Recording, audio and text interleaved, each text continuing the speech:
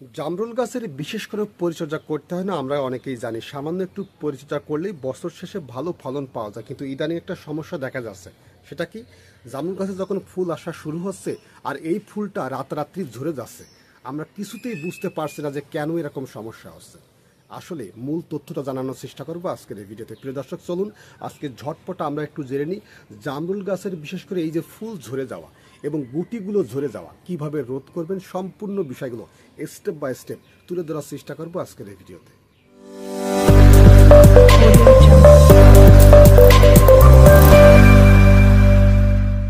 জামরুল গাছের ফুল ঝরে যাওয়ার প্রথম যে কারণ সেটা হচ্ছে সঠিক টপ নির্বাচন না করা। এখন যদি আপনি বলেন যে ভাই কেন এরকম কথা বলছেন, আমি যে টপ নির্বাচন করেছি, কিন্তু আপনি কত ইঞ্চি টপ নির্বাচন করেছেন? 10 ইঞ্চি, 12 ইঞ্চি, 16 ইঞ্চি, 18 ইঞ্চি, 20 ইঞ্চি এরকম কি টপ নির্বাচন করেছেন? কিন্তু আপনি কি জানেন জামরুল গাছ দ্রুত সময়ের মধ্যে বড় হয়? 6 মাসের মধ্যে কিন্তু জামরুল গাছ অনেক বড় হয়ে যায়। কিন্তু আপনি যে টবে গাছটি রোপণ করেছেন, জামরুল গাছটি বিশেষ করে হয়তো মাটির পরিমাণটা অল্প, তার সাথে কিন্তু শিকড়ও আছে। কিন্তু আপনি যখন পানি দিচ্ছেন তখন কিন্তু ওই পানিটা বেশিক্ষণ ধরে রাখতে পারছে না। কেননা অল্প মাটি, তার সাথে শিকড়ও আছে, গাছটাও বড় হয়ে গেছে, টবটাও ছোট। তাই গাছে ফুল থাকলে ঝরে যাবে, এটাই কিন্তু স্বাভাবিক। পানির অভাবজনিত লক্ষণের কারণে ফল থাকলে ফল ঝরে যাবে। আপনাকে অবশ্যই মনে রাখতে হবে, গাছ বিশেষ অবশ্যই আপনাকে টপ নির্বাচন করতে হবে। এই ধরনের জামরুল গাছগুলো রোপণ করতে হবে সর্বনিম্ন আপনার প্লাস্টিকের হাফ ড্রামে অথবা 100 কেজি জিও ব্যাগে, মানে যাতে বেশি পরিমাণে মাটি ধরে, যাতে সবসময় রসটা ধরে রাখতে পারে। সকালে পানি দিবেন, সন্ধ্যা পর্যন্ত পানি ধরে রাখতে পারে, অথবা 24 ঘন্টা পানি ধরে রাখতে পারে, এরকম একটি টব নির্বাচন করবেন। নয়তো জামরুল গাছের ক্ষেত্রে ফুল ঝরে যাবে পানির অভাবে, এটা কিন্তু স্বাভাবিক। তাই মনে রাখবেন, সঠিক আগে টব নির্বাচন করুন। এবার আমরা 2 নম্বর বিষয়টি জানবো, সেটা হচ্ছে খাবারের অভাবজনিত লক্ষণ। আমরা অনেকেই জানি যে জামরুল গাছের বিশেষ কোনো পরিচর্যা করতে হয় না। আগে দেখতাম মাছাছিরা ঘরের কোনায় অথবা বিশেষ করে যে কোনো পরিত্যক্ত জায়গায় জামরুল গাছ রোপণ করেছে, সেই গাছে বছর শেষে প্রচুর পরিমাণে জামরুল হয়েছে, খাবার লোক ছিল না। পাতার থেকে জামরুলের সংখ্যা বেশি, নিচেই পুড়ে থাকতো। কিন্তু এখন কি হয়েছে, বিভিন্ন জাত এসেছে, লাম্বা, কালো, নীল, হলুদ, কত যে রঙের জাত, 1, 2, 3 এরকম জাত এসেছে না? তা এই কারণে বিশেষ করে আমাদের একটু পরিচর্যা করতে হবে, মাটিতে খাবার দিতে হবে। এবং আমরা টবে রোপণ করার সিস্টেম শুরু হয়ে গেছে।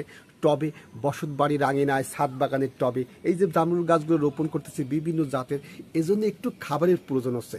কিন্তু যারা মাটিতে রোপণ করে তাদের ক্ষেত্রে কিন্তু বছরে 2 বার খাবার দিলেই যথেষ্ট। কী ধরনের খাবার দিবেন? একটু জৈব সার দিবেন, একটু টিএসপি দেবেন, একটু ইউরিয়া আর একটু পটাশ, ব্যাস হয়ে গেল। কোন কোন সময় দিবেন?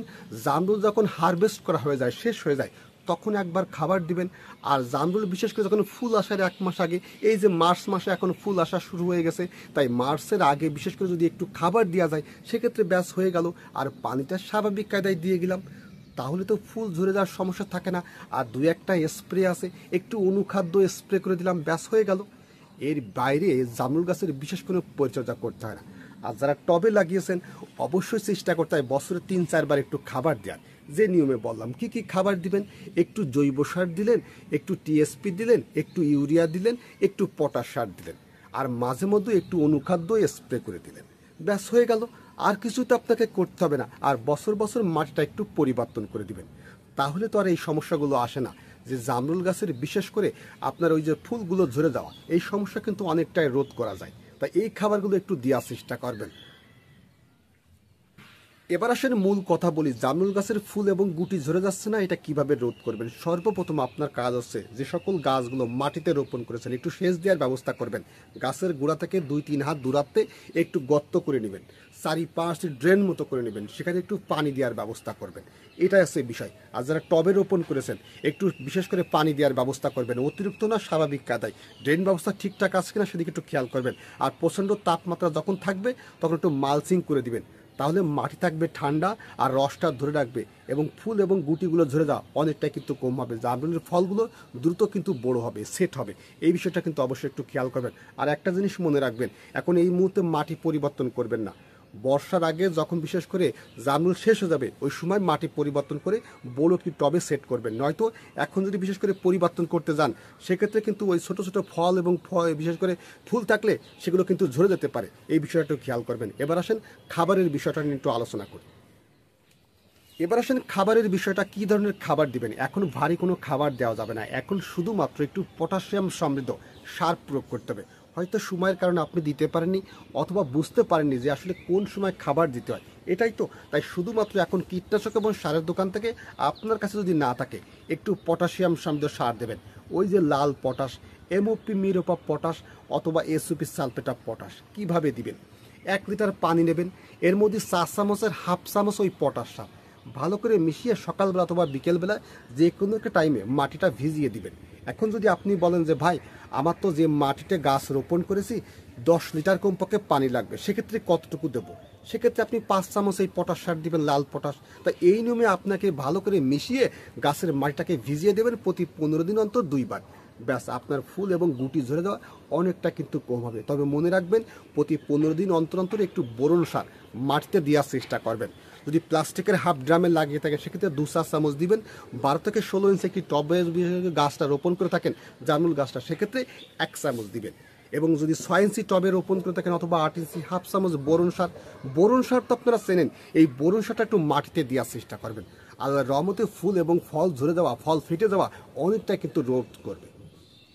তাহলে মাটিতে একটু পটাশিয়াম সমৃদ্ধ খাবার আর মাঝে মধ্যে একটু বোরন দিতে বলেছি। এখন আপনার যে কাজটি হবে, ওই ছোট ছোট গুটি এবং ফলগুলো ঝরে যাচ্ছে না, একটা স্প্রে করবেন। কি স্প্রে করবেন?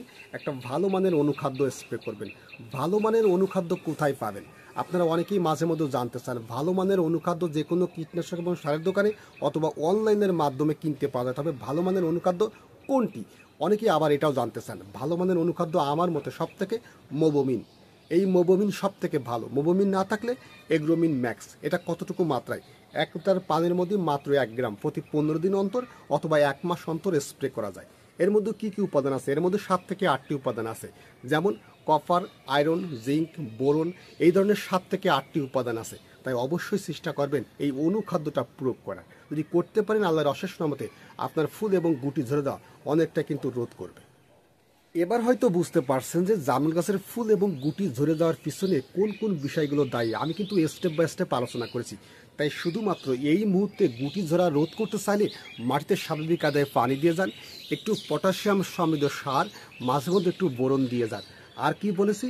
একটা অনুখাদ্য স্প্রে কথা বলেছি। যদি আপনার কাছে পোকামাকড় এবং বিশেষ করে ছত্রাকের আক্রমণ না থাকে সেক্ষেত্রে স্প্রে করার দরকার নেই। তবে আপনি যদি চান যে একটা কীটনাশক, একটা ছত্রাকনাশক আমি স্প্রে করতে চাচ্ছি, সেক্ষেত্রে কিন্তু আপনি স্প্রে করতে পারেন, কোনো সমস্যা আসবে না। তবে যদি দেখা যায় জামরুল গাছের ফুল ফুটে গেছে সেক্ষেত্রে আপনি কীটনাশক স্প্রে করবেন না, ছত্রাকনাশক বিকেলবেলা স্প্রে করতে পারেন। তাই এই কাজগুলো জেনে বুঝে যদি আপনি করতে পারেন আল্লাহর অশেষ রহমতে গুটি ঝরে যাওয়া অনেকটা কিন্তু কম হবে। তাই যে সকল ভাই এবং বোনেরা ধৈর্য সহকারে এতক্ষণ এই ভিডিওটি দেখেছেন, যদি আপনার কাছে সামান্য একটু ভালো লেগে থাকে অবশ্যই ছোট ভাইয়ের মুখের দিকে তাকিয়ে অন্য ভাই এবং বোনকে এই ভিডিওটা দেখার সুযোগ করে দিবেন। আর যদি আমার পরিবারে এখনও যুক্ত না হন অবশ্যই একটু যুক্ত হয়ে যাবেন। তাহলে সকলে ভালো থাকেন। কথা হবে আগামী পর্বে অন্য কোনো ভিডিওতে। আল্লাহ হাফেজ।